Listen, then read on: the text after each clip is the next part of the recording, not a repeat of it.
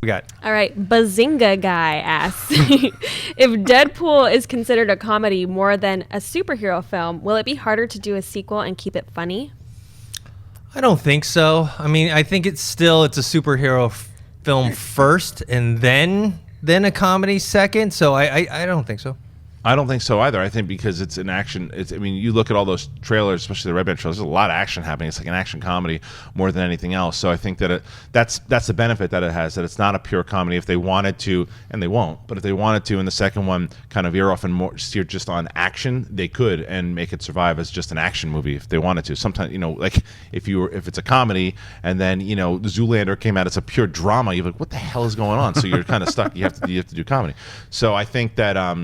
Yeah, it won't suffer at all. Yeah, but also action comedies can have very successful franchises. Like, look at Beverly Hills Cop or Lethal Weapon. Like, those movies work because you can rely on action or comedy depending on what the scene is. I think Deadpool is going to be a good example of that. Maybe Deadpool even gets recognized by the Golden Globes as one of the best comedies of the year. Maybe it's as hilarious as The Martian. We'll have to wait and find out. I don't think Lethal Weapon started off that way, though. It got more comedic as it went on. That first one was pretty dark. Yep. I mean, it starts off with Riggs. Joe Pesci started to make it funny. Yeah, and that was 2, It was pretty funny. They were definitely buddies. Watch the first one. Watch the first one. It's pretty dark. Yeah. I mean, the first scene is what's his face like about to kill himself. All right, God, guys, you give me a lot of homework here. I gotta watch the all the trees first, Dennis, and then he tries to kill himself.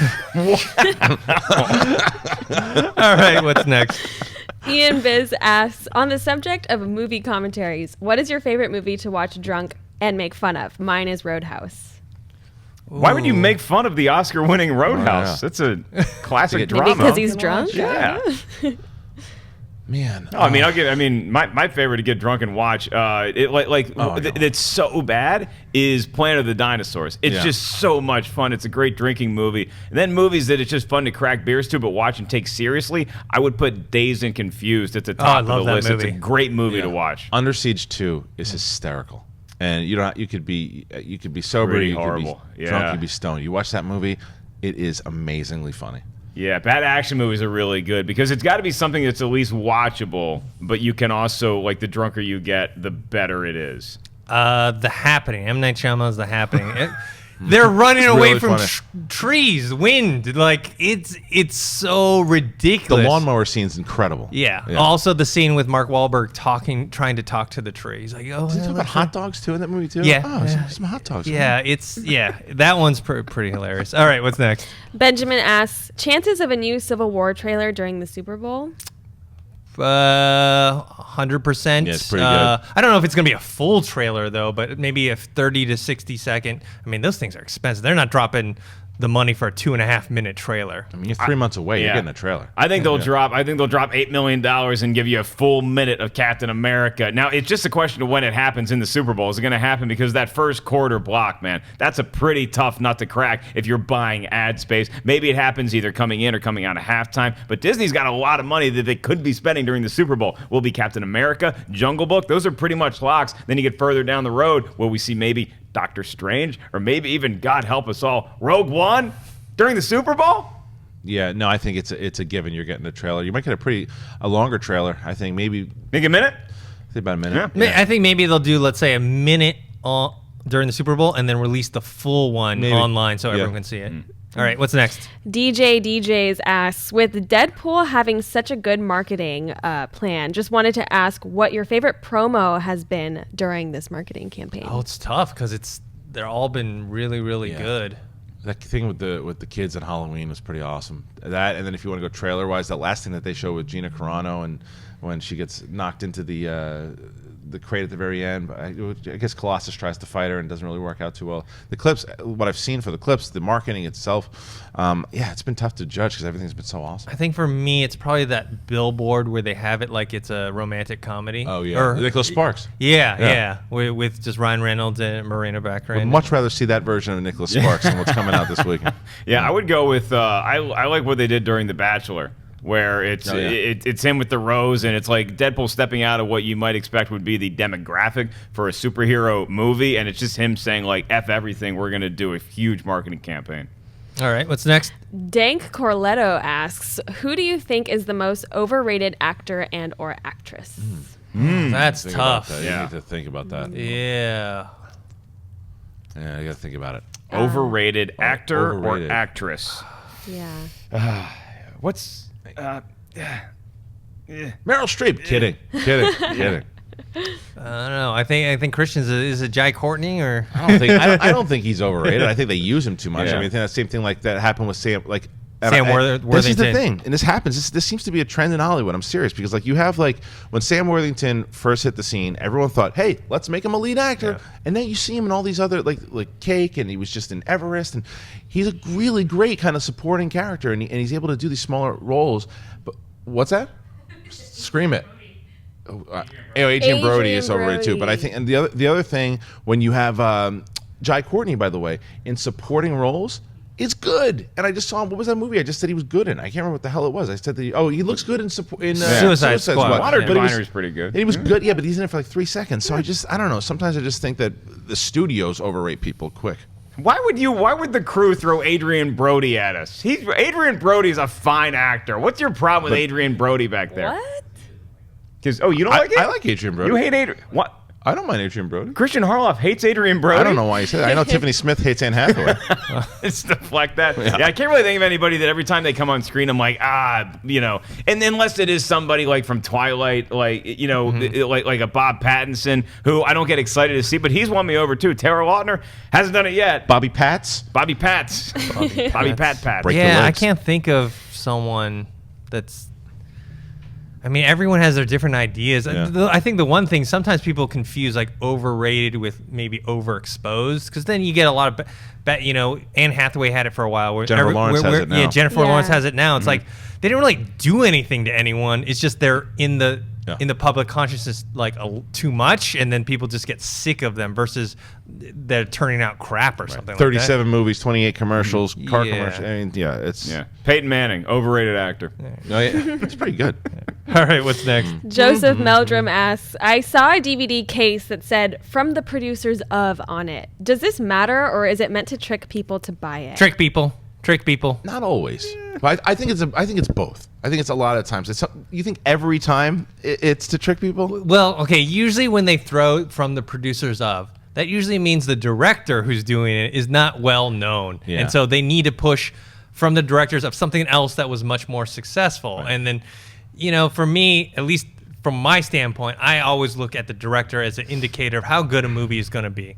And when you say producers, it's like, maybe, but then why didn't you get a better director? I don't know. Sometimes it helps. I think you're right. I mean, I think that it definitely, sometimes they do it to sell that, but it doesn't always mean that that's the only reason No. they're doing it. Like sometimes if it is a lesser known director, but it's still a good director, Yeah. but they know that they can sell it off of what happened on previous projects with these producers, but it's legit, then sometimes that's great. But sometimes it's just like from one of the producers' brother's cousins who made Shrek. I would also take your sums.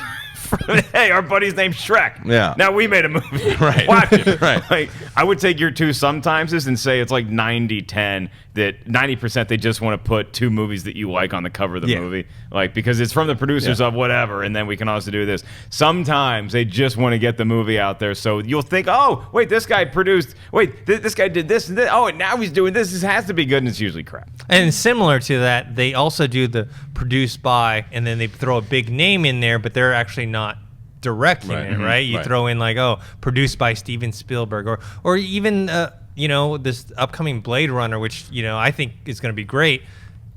Ridley Scott is producing; he's not directing Oh, he's it. not? No. It's Denis Villeneuve, Right. who I think is fantastic. Right. So, but he doesn't have a big name, so they're going to throw with when those trailers for Blade Runner come out, it's going to be produced by Ridley Scott all over, especially that thing. coming off of The Martian and everything too. But yeah, and that's my point, is because we all know Denis Villeneuve. I murdered that pronunciation, but we know That was that pretty good. Yeah, thanks, appreciate it. Yeah. That to me is that movie's going to look gorgeous. Yeah. I can't wait to see what that movie's going to look like with Deakins. Deakins is doing it. Thank you.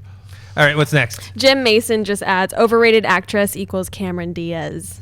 Totally forgot about Oh, I remember. For me, like I like her in those kind of like I liked her in Charlie's Angels. You loved her in Gangs of New York. Oh, As brutal as pain, huh? yeah. I mean, I really like that movie. Martin Scorsese is my favorite director. Daniel Day-Lewis kills it in that. and she's just so out of place. They should have put someone like a Natalie Portman in there or something. Natalie Portman sometimes can be a little over the top too. Like a lot of times, I'm a Natalie Portman fan. Like Black Swan. Yeah. Crushes it, but then everybody had problems in the prequels, but she does. She sometimes has. I don't know. So I think sometimes Natalie Portman can be overrated. Sometimes she crushes it. Again, Closer. I think with Scorsese she would have crushed it. Maybe so. Yeah. But Cameron Diaz is someone who absolutely overcooks it a lot of times. Like sometimes she can put you like, oh, she's pretty good in that, and other times she's like, oof, brutal. I think sometimes they just turn it on or turn it off based on what they're doing or what the project is. But yeah, a lot of time that has to do with the director, or if not the director, at least the producers of this and this. All right, what's next? Jaimel asks, favorite stand-up comedian turned actor. Mine is Bernie Mac. A stand-up That's a comedian. good call, actually. I'm going to go with the two biggest comics of all time, arguably, are Steve Martin and Eddie Murphy, who both were legendary comics who were selling out stadiums and literally got so big they could not do stand-up in its pure form anymore, so they went to movies. Now, we love to see them on stage again. We love to maybe see them commit to more roles, but Steve Martin's been working a lot. Eddie Murphy, not quite as much, but like those are two guys where you put their best body of work against anybody else that's ever lived. I'll push it against Robin Williams and Jim Carrey. Good ones. Jim Carrey Very good ones, is mine. Yeah. Like especially his dramatic work. I mean, stuff like Eternal Sunshine of the Spotless Mind. I thought he was Some of my fantastic. favorite And- movies of all time. Yeah, and I don't think he got enough credit for it. And then after that, he saw a lot of his movies that weren't doing so well, so he had to go back to comedy. You know who did stand-up for like 3 weeks and was incredible at it? Michael Keaton. Tom Hanks. Tom Hanks, when he was doing the movie Punchline, which is a hilarious movie that has no basis in reality if you're talking about being a stand-up comic, but he played like the up-and-coming comic, and he was actually training at comedy clubs for maybe a couple months, and every comic that was around at that time said Tom Hanks could have been like the best comic that ever lived if he committed to it. It's a shame he didn't, because he only makes $20 million a movie now. Yeah. I would still say out of all of them, though, for me is the late, and I know I mentioned it already, but late Robin Williams, just because of what he did on stage and the energy they brought to the stage. But then when you saw him in movies like Good Will Hunting or even 1 Hour Photo, movies like that guy was, I mean, you don't see talent like that often, man. He was one of the best. Did you ever see Metro? Eddie Murphy was in that. You trying to lose the argument? All right, what's next? Jacob writes, hey all, thoughts on a live-action Pokemon movie? This year with Pokemon Go and the 20th anniversary, I think it's a good time. Pokemon is like Power Rangers to me. I just didn't grow up with it, so I don't care. So I really don't even know the concept of it. I know they pick little thing. I choose you, I Pikachu. choose you, Pikachu, like all that stuff. So yeah, I don't really care. I didn't catch them all. I caught very few Pokemon. As a matter of fact, I stayed Pokemon free for the majority of my life. But I will say that it might be a little more of a marginalized demographic than even something like Power Rangers, where it was huge for a time, and then it's hard to get that audience after 10 or 20 years or whatever to get back into a theater. If you were going to do something based on a huge animation like that that has a big fan base, you do Dragon Ball Z big. You don't do Pokemon. Live action, hell no. Reboot of animation down the line, it'll probably happen.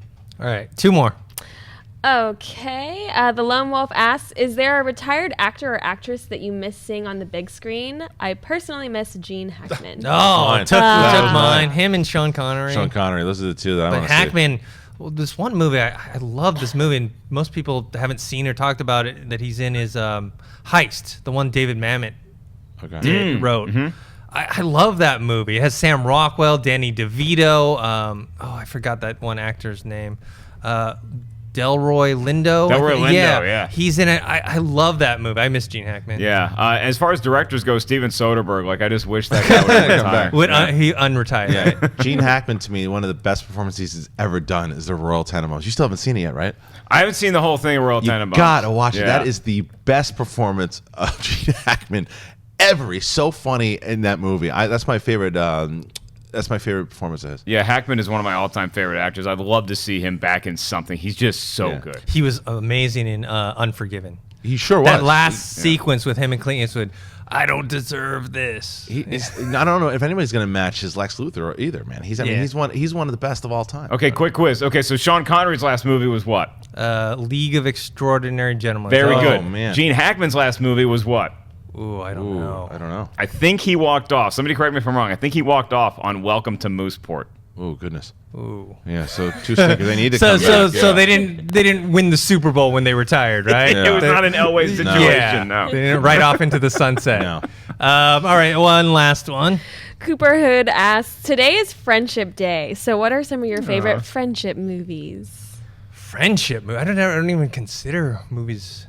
It's friendship. There's some movies. friendship movies Yeah, out Lethal there. It's Weapon. like, yeah, The Lethal Hangover? Weapon's a good one. It's a Then- great one. The Wolf But isn't Pack. like War of the Roses. Isn't like Wolfpack? most movies then about friendships? I don't know. It's a very loose Yeah. question, but a lot Stand of By movies. Ooh, Stand By Me. Oh, okay. I don't know if it's for me. It does trump Stand By Me, but I know a lot of people love that movie too. The Sandlot is one of the best good. Friends movies of all time. Goonies. Goonies. I think would be mine if we were going that route, where it's like a bunch of kids on an adventure. Natasha, do you have best friendship movie? Friendship. Little Rascals? Oh yeah. Rascals. Yeah. That's really good. Yeah, Spanky and his gang. Some of them were a little creepy, but Spanky and Alfalfa, I'm in with. Hey guys, if you like this clip, click here to watch the entire episode. Also, make sure you subscribe to our YouTube channel because it'll help you stay up to date with all the stuff we've got going on here at Collider.